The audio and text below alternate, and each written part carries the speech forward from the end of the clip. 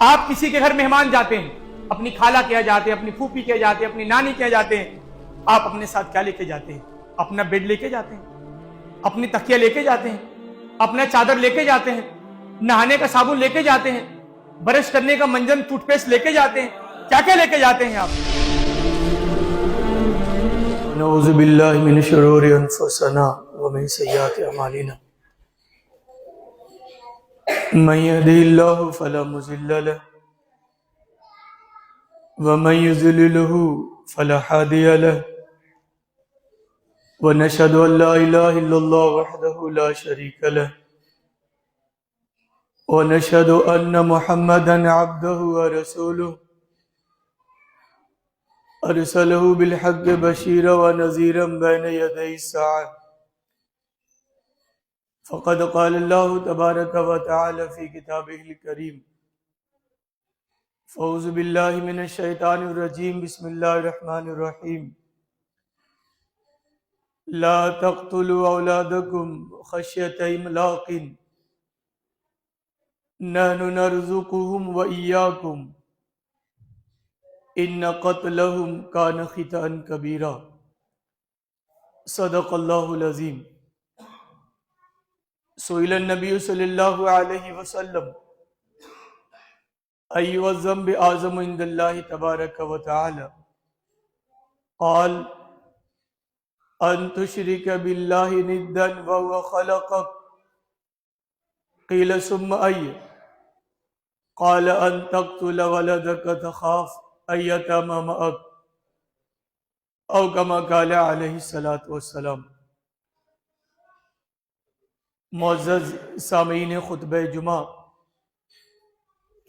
محترم بزرگوں، عزیز ترین نوجوان ساتھیوں اور پیارے پیارے معصوم بچوں، آج سے پہلے، بہت پہلے، یعنی اس زمانے میں جس زمانے کو آج کی دنیا جاہلیت کا زمانہ کہتی ہے، ڈارک ایج کہتی ہے، یعنی اس زمانے میں جب رسول اللہ صلی اللہ علیہ وسلم دنیا میں تشریف لائی تھی، یعنی 1400-1500 سال پہلے زمانے کی بات ہے. رسول اللہ صلی اللہ علیہ وسلم جب مکہ میں نبی بنا کر بھیجے گئے، رسول اللہ نے لوگوں کو دین کی باتیں بتائیں، اللہ کی طرف بلایا، نیک کام کرنے کا حکم دیا، اس زمانے کی برائیوں سے لوگوں کو روکا. تو مکہ کے جو لوگ تھے، سرداران تھے، کفاران تھے، مشرکین تھے، وہ رسول اللہ کے اور ان کے ساتھ ہونے والے مسلمانوں کے دشمن ہو گئے.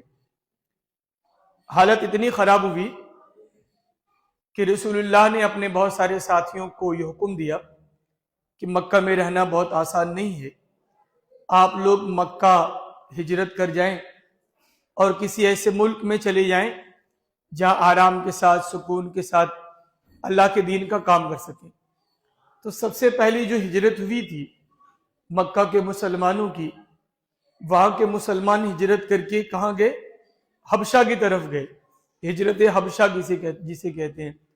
وہاں عیسائیوں کی حکمرانی تھی. نجاشی نام کے ایک عیسائی بادشاہ وہاں ہوا کرتا تھا. جب مسلمان مکہ چھوڑ کے مدینہ گئے کہ وہاں سکون، مکہ چھوڑ کے حبشہ گئے کہ وہاں سکون کے ساتھ رہیں گے، اللہ کی عبادت کریں گے، اپنی مرضی کے مطابق زندگی بسر کریں گے، اللہ نے جو حکم دیا اسے بجا لائیں گے.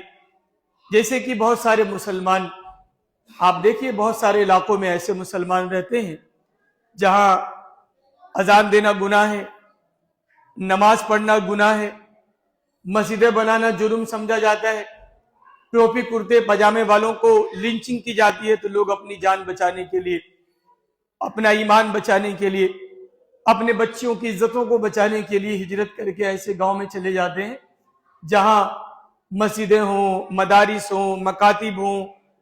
داڑھی رکھنا، ٹوپی پہننا، کرتا پاجامہ پہننا، دین کی شناخت کی بنیاد پہ زندہ رہنا، یہ گناہ نہ سمجھا جاتا ہو. بہت سارے علاقوں سے لوگ ہجرت کر کے آتے ہیں. ویسی ہجرت اس زمانے میں اسلام کی جو پہلی ہجرت تھی وہ یہی تھی کہ لوگ اپنا دین بچانے کے لیے، اپنا ایمان بچانے کے لیے مکہ چھوڑ کر حبشہ چلے گئے. اب مکہ کے جو مشرکین تھے وہ مسلمانوں کی اتنے خون کے پیاسے تھے، انہیں مسلمانوں سے اتنا اللہ واسطے کا بیر تھا کہ انہوں نے مسلمانوں کو حبشہ میں بھی نہیں چھوڑا، پیچھا کرتے ہوئے حبشہ چلے گئے اور نجاشی کے دربار میں جا کے شکایت کی کہ یہ ہمارے یہاں کے لونڈے غلام اور کچھ لوگ بھاگ کے آپ کے دیش میں آ گئے ہیں، یہ ہمارے معبودوں کو برا بھلا کہتے ہیں، انہوں نے اپنے دین کو چھوڑ دیا ہے، ایک نیا دین اسلام اختیار کر لیا ہے، اپنے آپ کو مسلمان کہتے ہیں، آپ انہیں ہمارے حوالے کر دیجیے. نجاشی کے دربار میں جب مقدمہ پیش ہوا تو نجاشی نے مسلمانوں کو بھی بلایا، بھئی یہ مکہ کے لوگ کیا کریں تمہارے بارے میں، تم بتاؤ، واقعہ بتاؤ، صورتحال بتاؤ کہ مسئلہ کیا ہے. تو نجاشی کے دربار میں جب مقدمہ پیش ہوا اور نجاشی کے بادشاہ نے جب مسلمانوں سے پوچھا بھئی یہ لوگ تمہارے کیوں پیچھے پڑے ہیں، کیا دشمنی ہے تمہاری، تو جعفر طیار رضی اللہ تعالیٰ عنہ کھڑے ہوئے، انہوں نے نجاشی کے دربار میں ایک تقریر کی. وہ تقریر میں آپ کو سنانا چاہتا ہوں. اس زمانے کی تصویر، اس زمانے کا معاشرہ کیسا معاشرہ تھا جس کو بدلنے کے لیے رسول اللہ تشریف لائے، بے پناہ مشکلات برداشت کی اور ان قربانیوں کے نتیجے میں آج اسلام ہم تک پہنچا. جعفر طیار رضی اللہ تعالیٰ عنہ نے کہا یا ایھا الملک، اے بادشاہ، کننا قوما اہل الجاہلیہ، ہم اجڑ لوگ تھے،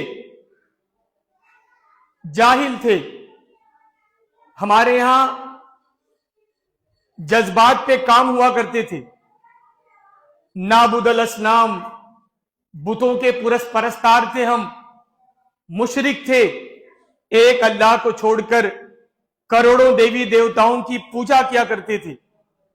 یہ ہمارا عیب تھا. پہلا عیب کیا تھا؟ ہم اجڑ تھے، جاہل تھے، ان پڑھ تھے، ناسمجھ تھے، ہمارے ہاں علم نہیں تھا، تعلیم نہیں تھی. اور دوسری برائی کیا تھی؟ ہم مشرک تھے، اللہ کو چھوڑ کر اپنے جیسے انسانوں کے سامنے ہاتھ پھیلایا کرتے تھے، اللہ کو چھوڑ کر اپنے جیسے انسانوں کو مشکل کشا سمجھا کرتے تھے، اللہ کو چھوڑ کر دوسرے دیوی دیوتاؤں کے سامنے ماتھا ٹیکا کرتے تھے. یہ ہمارا دوسرا عیب تھا، دوسری برائی تھی. تیسری برائی کیا تھی؟ نقض الارحام. ہماری سماجی حالت اتنی خراب تھی سماجی طور پر ہم اتنے کمزور تھے کہ رشتوں کی کوئی پرواہ نہیں تھی. چچا کا کوئی حق ہوتا ہے، بھتیجے کا کوئی حق ہوتا ہے، دادا کی کوئی عزت ہوتی ہے، ماما کا کوئی احترام ہوتا ہے، باپ کا کوئی مقام ہوتا ہے، بیٹے کی کوئی ذمہ داریاں ہوتی ہیں. یہ جو سماجی ذمہ داریاں تھی ہمیں نہیں پتا تھی. نقض الارحام، ہمارے یہاں رشتوں کی کوئی پرواہ نہیں تھی. نہ چچا بھتیجے کا تھا، نہ بھتیجا چچا سے بات کرتا تھا، نہ ماما بہنے کا تھا، نہ بہنے ماما کے لیے کھڑا ہوتا تھا. باپ بیٹوں میں بڑی دوریاں تھی. یہ سماجی برائی تھی. نقض الارحام یعنی خون کے رشتوں کی کوئی پرواہ نہیں تھی. دادا ہوں گے اپنی جگہ، ہمیں دادا کا کوئی احترام نہیں تھا. چچا ہوگا اپنی جگہ، چچا کی کوئی عزت نہیں تھی. نقض الارحام، اے بادشاہ، ہمارے اندر تیسری برائی یہ تھی کہ رشتوں کی کوئی پرواہ نہیں تھی. ہم معمولی باتوں کی وجہ سے رشتوں کو توڑ دیا کرتے تھے. وَنَأْكُلُ الْمَيْتَةَ، چوتھی برائی کیا تھی؟ ہم مردار کھاتے تھے، ہمیں حلال اور حرام کی کوئی پرواہ نہیں تھی. وَنَسِيَ الْجِوَارَ، پڑوسی، پانچویں خرابی کیا تھی؟ پڑوسی کا بھی کوئی حق ہوتا ہے، یہ ہمیں پتہ ہی نہیں تھا. وَنَسِيَ الْجِوَارَ، پڑوسی کو تو ہم اپنے زبان کی نوک پہ رکھتے تھے، معمولی باتوں پہ جھگڑے ہوتے تھے. پڑوسیوں کا کوئی حق ہوتا ہے ہمیں پتہ ہی نہیں تھا. ہم جانتے بھی نہیں تھے کہ ان سے بھی ہمارا کوئی ادھیکار ہے.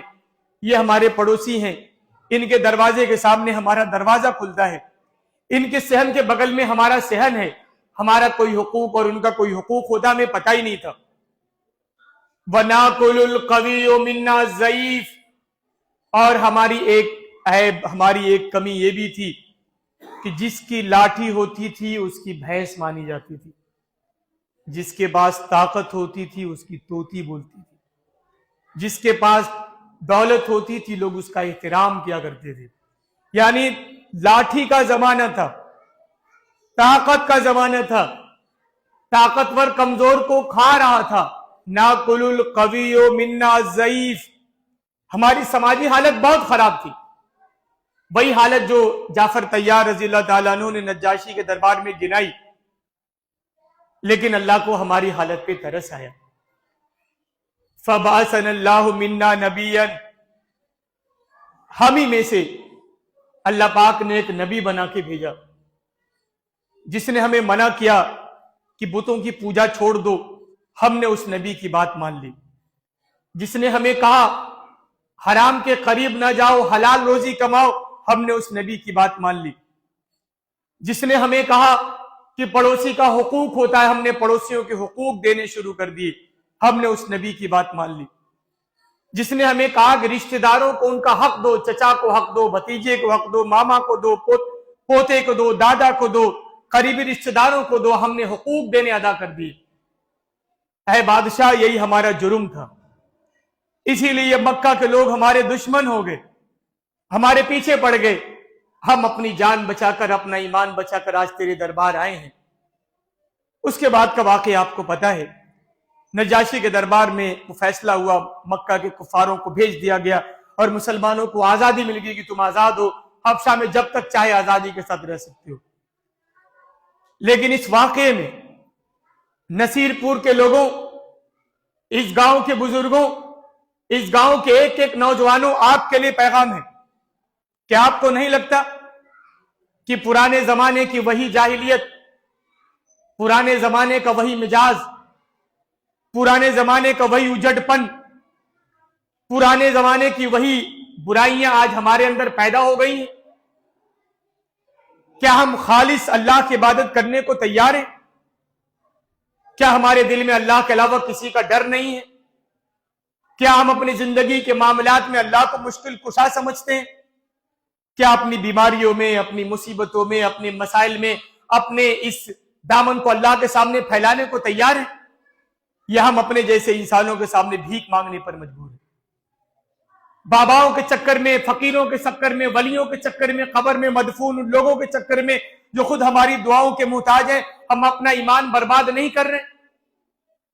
وہی پرانے زمانے کی جاہلیت آج ہمارے اندر کام کر رہی ہے، جس کی طرف جعفر طیار رضی اللہ تعالیٰ عنہ نے اشارہ کیا. آپ مجھے بتائیے، میں انشاءاللہ آتا رہوں گا اور ایک ایک سماجی برائیوں پہ آپ کے سامنے گفتگو کرتا رہوں گا، لیکن ایک بڑی برائی کی طرف آج میں گفتگو کرنا چاہتا ہوں. اس زمانے کی جو سب سے بڑی برائی تھی، ان برائیوں میں ایک بہت بڑی برائی پتہ ہے کیا تھی؟ اس زمانے کے لوگ اتنے اجڑ تھے، اتنے جاہل تھے، اتنے نادان تھے، اتنے بیوقوف تھے کہ وہ نادان، وہ ظالم اپنی بھولی بھالی بچیوں کو زندہ زمین میں دفن کر دیا کرتے تھے، اپنی اولاد کو اپنے ہاتھوں سے مار ڈالتے تھے. ایک صحابی اپنا ایک واقعہ بیان کرتے ہیں. رسول اللہ کے سامنے بیٹھے ہوئے تھے. انہوں نے کہا یا رسول اللہ، جاہلیت کے زمانے میں نے بڑا پاپ کیا ہے. ایک گناہ کا تذکرہ کیا انہوں نے کہا رسول اللہ، میں ایک سفر پہ چلا گیا. اس زمانے میں لمبے لمبے سفر ہوا کرتے تھے. میری بیوی حاملہ تھی. میں جب سفر سے آیا تو میرے ہاں بچی پیدا ہوئی تھی. میں نے اپنی بیوی سے پوچھا کہ کیا ہوا، تو اس نے جھوٹ بولا. اس نے کہا سرتاج، بچی آئی تھی، وہ انتقال کر گئی، ہم نے اسے دفن کر دیا. اس نے جھوٹ بولا تھا. اس نے اپنی بچی کو محلے پڑوس میں بھجوا دیا کہ یہ آدمی، یہ باپ بچیوں کا قاتل ہے، کہیں اس بچی کو بھی مار نہ ڈالے. اس نے اپنی بچی کو پڑوس میں بھجوا دیا، اور وہ بیچاری چونکہ ماں کو تو پہچانتی تھی، روز کسی نہ کسی وقت گھر میں آیا کرتی تھی. پڑوس کی بچی تھی، گھر میں آتی تھی تو وہ بچی کا چہرہ بڑا پیارا سا چہرہ تھا. وہ بچی آتی تو میرے پاس آتی، گھر میں کھیلتی کودتی، مجھے بڑا اچھا لگتا. وہ بچی دھیرے دھیرے مجھ سے بڑی مانوس ہو گئی، بڑی قربت ہو گئی۔ مہینے 2 مہینے 4 مہینے کے بعد میں بچی سے بڑا پیار کرنے لگا، پڑوس کی بچی تھی نا، بڑا دلار کرنے لگا۔ میں ایک دن بڑی محبت کے ساتھ اپنی اس بچی کو پیار کر رہا تھا، میری بیوی میرے پاس بیٹھی ہوئی تھی، اس نے میرا دل نرم دیکھا تو اس نے کہا سرتاج ایک راز کی بات بتانی ہے آپ کو۔ میں نے کہا بتاؤ۔ کہا کہ آپ برا مت مانیے گا، میں نے آپ سے جھوٹ بولا تھا۔ جب آپ سفر سے واپس آئے تو آپ نے کہا تھا کہ وہ بچی جو تم حمل سے تھی کیا ہوا، تو میں نے جھوٹ بولا کہ وہ بچی تھی انتقال کر گئی۔ سرتاج میں نے آپ سے ڈر کے جھوٹ بولا تھا، یہ بچی نا یہی آپ کی بچی، میں نے چھپا کے رکھا تھا کہیں آپ اسے مار نہ ڈالیں اور بچیوں کی طرح اور بہنوں کی طرح۔ وہ آدمی کہتے ہیں کہ اتنا سننا سا کہ میرا خون کھولنے لگا، لیکن میں نے برداشت کیا، اپنی بیوی کے سامنے دکھاوا کیا اور اپنی بیٹے کے ساتھ ویسے ہی شفقت سے پیش آتا رہا۔ کچھ دنوں کے بعد میں نے ایک سازش رچی، ایک پلان بنایا، اپنی بیوی سے کہا کہ اس بیٹی کو نہلا دو، دھلا دو، اچھے کپڑے پہنا دو، ہم لوگ میلے میں جا رہے ہیں، گھومنے جا رہے ہیں، میں بچی کو بھی لے کے جانا چاہتا ہوں، وہ بھی گھوم آئے گی۔ میری بیوی بڑی خوش ہوئی، رسول اللہ سے بتا رہے تھے واقعہ، رسول اللہ میری بیوی بڑی خوش ہوئی۔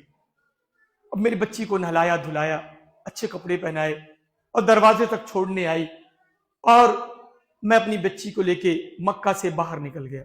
صحرائی علاقہ تھا، ریت کا علاقہ ہے، میں دور صحرا میں چلا گیا۔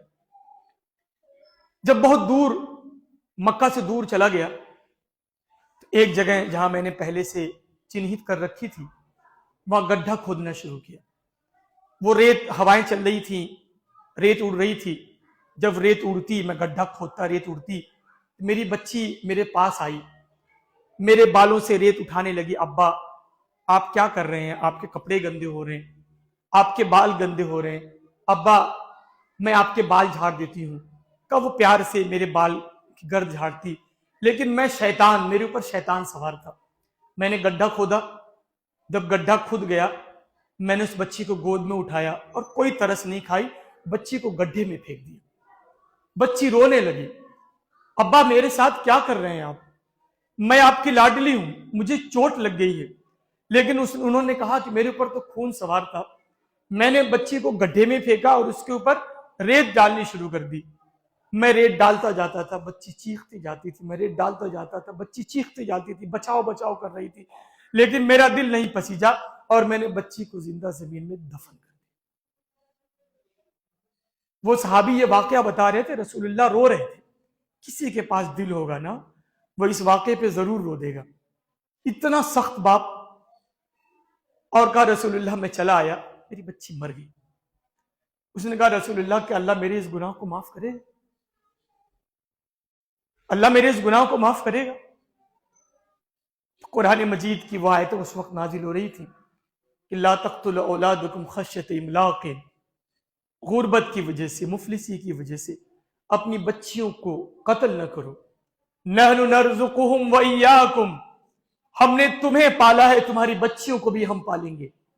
ان قتلہم کان خطأ کبیرا، اولاد کو قتل کرنا یہ بہت بڑا پاپ ہے، مہا پاپ ہے۔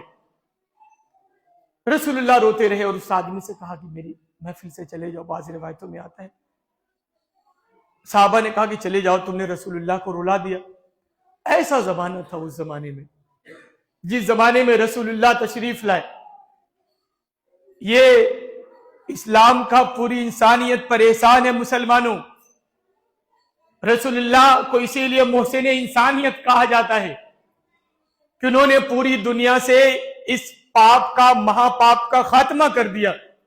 رسول اللہ نے اعلان کیا، ایک صحابہ کرام بیٹھے ہوئے تھے، رسول اللہ نے پوچھا ای والذنب اعظم عند اللہ تبارک و تعالی، میرے دوستو جانتے ہو سب سے بڑا پاپ کون سا ہے؟ صحابہ نے کہا رسول اللہ بتائیے کون سا؟ اللہ کے رسول نے فرمایا کہ ان تشرک باللہ ندا وهو خلقک، اللہ تیرا پیدا کرنے والا ہے، تجھے روزی دینے والا ہے، ہاتھ پاؤں کی صلاحیتیں دینے والا ہے، لیکن تو اپنی مصیبتوں میں اللہ کو پکارنے کے بجائے پیروں فقیروں کو بلانے لگ جائے، یہ بہت بڑا مہا پاپ ہے، یہ اللہ کبھی معاف نہیں کرے گا۔ صحابہ نے پھر پوچھا ثم ای، یا رسول اللہ اس کے بعد کون سا گناہ سب سے بڑا ہے؟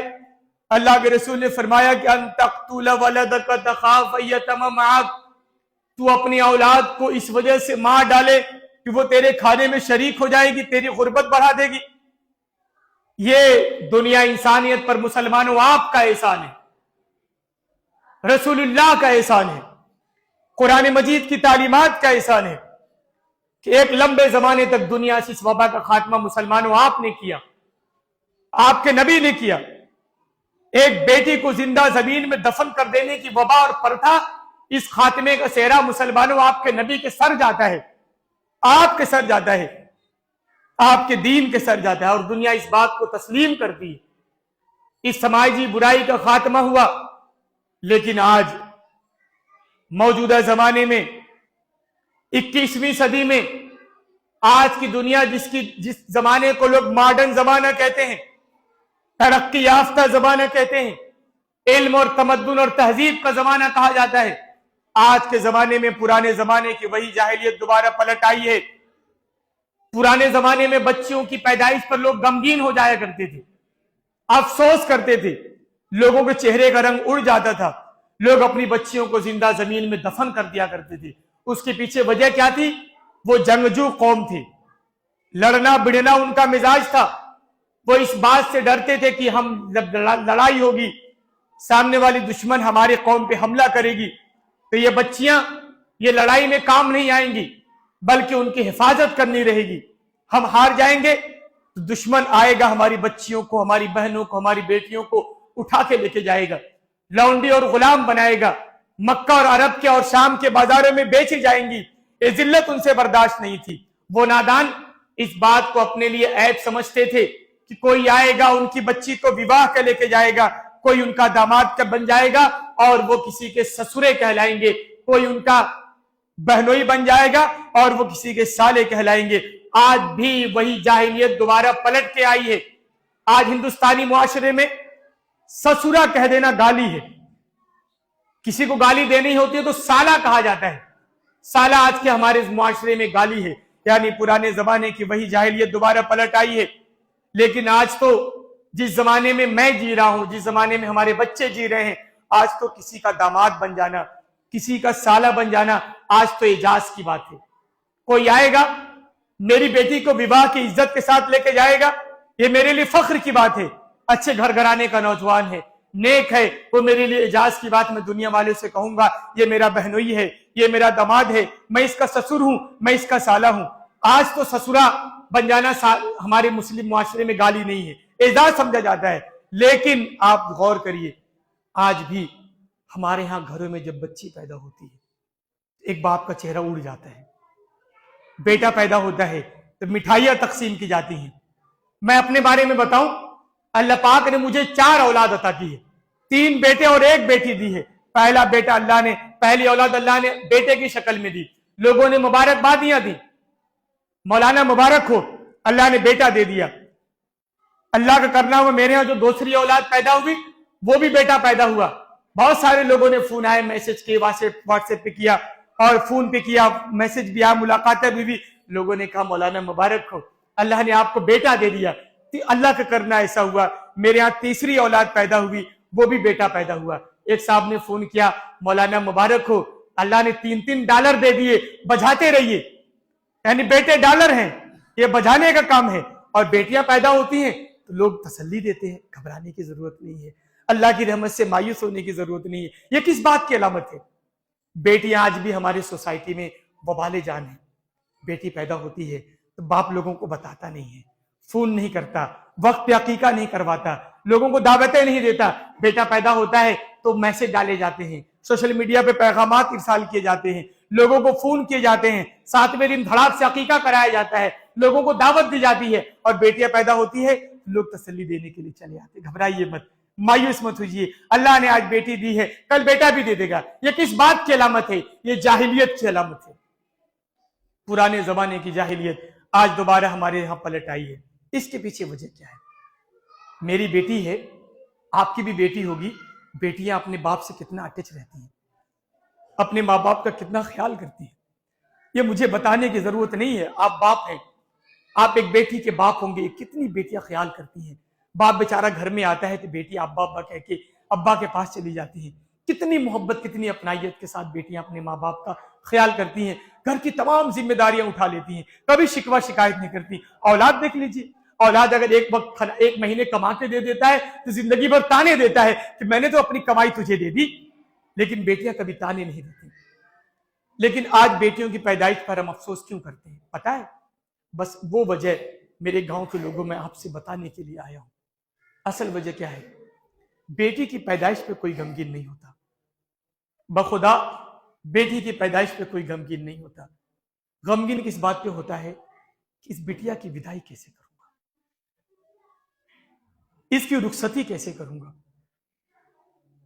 جہیز نے ہمارے سماج کو اندر سے کھوکھلا کر کے رکھ دیا ہے.